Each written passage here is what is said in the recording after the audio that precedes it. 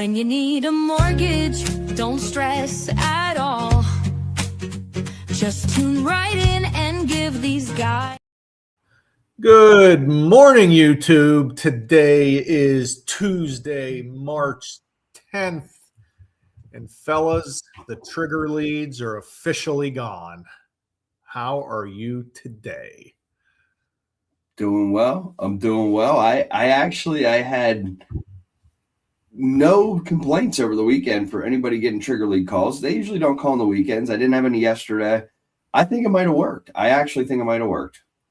Well, it's a law now, Tom, so it better have worked. Right, Anth? I think it's great. Those spammers, get them out of there. Well, we need to talk about what's going on because obviously we know what a trigger lead is, but maybe the average Joe doesn't know what it's called, but they've had to experience it before. So again, a trigger lead is when we would pull your credit for a pre-approval.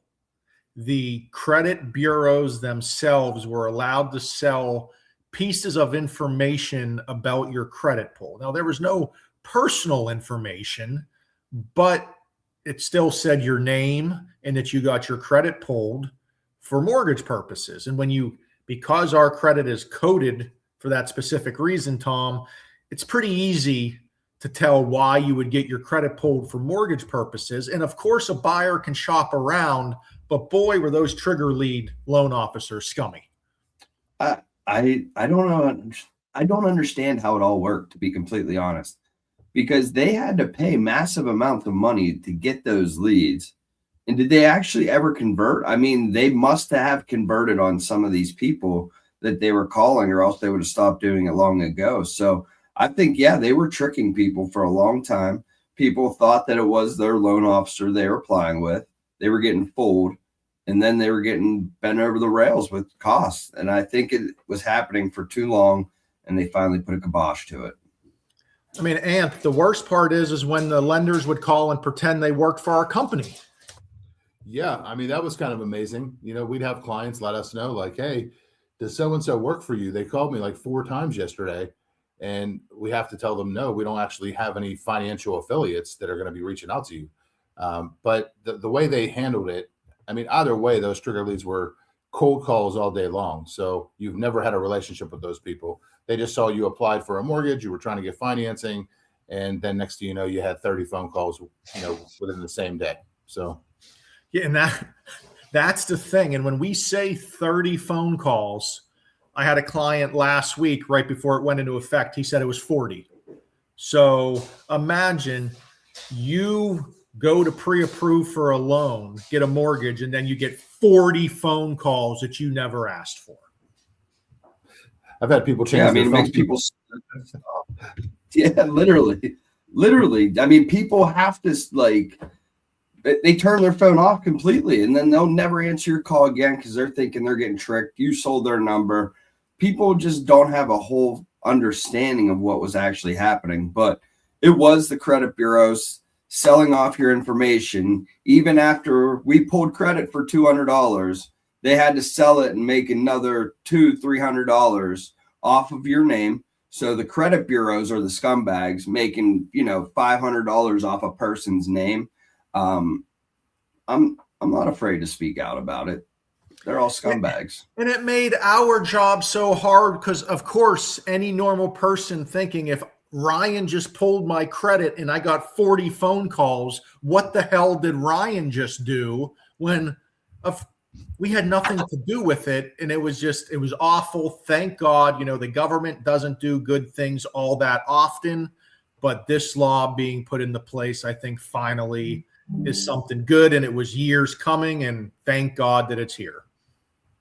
Yeah, I mean, I've talked about it in my meetings over the last week at the different offices, and even the agents are excited about this because the clients were calling them. They were bothering everybody. I mean, why did Tom give out my number so all these people would call me in?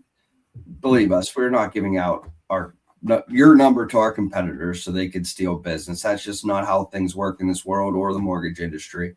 But we don't have to worry about it anymore. So Yes. So rejoice. If you're a buyer, you can shop for your mortgage. You're not going to get blown up anymore. It's not going to be a complete annoyance for a couple days. And it should make the home buying process even better because, boy, was that a rough way to start.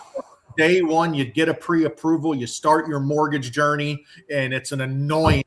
You want to just punch yourself in the face because your phone won't stop ringing due to cold call sales calls, all because you're trying to pre-approve for a mortgage. So 2026 is only going up from here. Yeah. And I wouldn't even pull credit at certain hours of the day because of it. It was pulling me back from doing my job at proper times because I had to. I would also pull credit at night, hoping that that would not get a trigger to someone else to start blowing up the client there. So yeah, I agree. So definitely a big plus in the mortgage industry. And that kind of dovetails into our next topic. And for our PA realtors out there, it's page 4 of your sales contract and the little mortgage box that you got to fill out. I put up an example of one here because, frankly, guys, I see this box blank, half filled out, not filled out properly a lot of the time, which, in my estimation, you're going to leave your client up to some liability if something happens in the transaction. Yeah, I mean, this box is everything for the mortgage. It tells exactly how they're getting their mortgage, percent down, the term, the type of loan. It has it all in there, the rate. So if that mortgage is in those confinements, it's going to be okay. I can't tell you how many times I see this box. It only has conventional or FHA loan written. It never has FHA loan. I'll take that back. It only has conventional loan written in it because they don't accept FHA loans. So conventional is all I see sometimes in this box, and it couldn't be more wrong. And you are hurting your buyer. And the biggest one, the mortgage lender being blank or TBD, or frankly, just the wrong lender. I mean, this is part of the contract. If it's not filled out properly, that's a problem. Yeah, I mean, ultimately, that section solidifies the pre-approval of the lender that the offer is being submitted with. So, I mean, ultimately, if it's not filled out, how do you expect the seller to know who's financing, this loan to accept that offer? And it does matter who you work with. I mean, I've had many agents say, hey, so-and-so's an out-of-state lender is on, this agreement of sale. The listing agent doesn't feel comfortable, with that specific lender based on past experience. We need to do a second look, but you have to, if you just change that, you have to notify the listing agent because that is a change to the actual contract. So if it's, a specific lender that's listed on there, they get a second look through somebody else and you don't notify that listing agent, your buyer could be on the hook because they never got approval to change lenders based on that offer. Absolutely. And frankly, there's some newer agents in the business that are just telling clients the wrong information about their mortgage process. There's some agents out there that are saying, hey, you got your offer accepted. You have 7 days to complete your mortgage application. Go shop for your mortgage. That is not correct.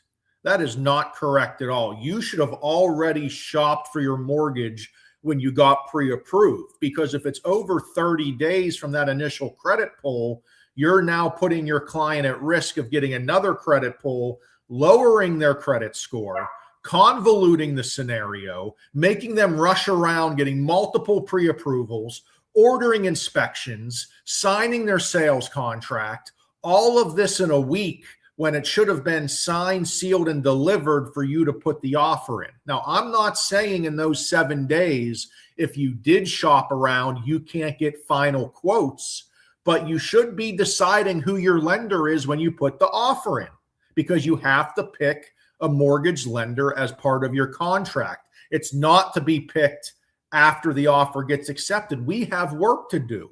The buyer may have documents to collect that they didn't get us yet. We may be meeting for the application. We may be doing a Zoom call, and putting all that on your buyer at the last minute, again, is just going to cause the scenario to be stressful for your buyer in the process to be stressful when it doesn't need to be.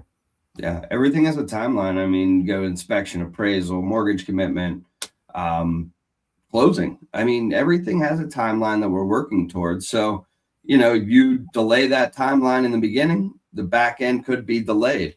A lot of times that happens if the buyer is not. There's all different types of people out there. Like, we talk about just them as buyers, but they're people. So, like, you talk to different people every single day of your life, and there are different walks of people. Some move a little faster than others. Some move a little bit slower.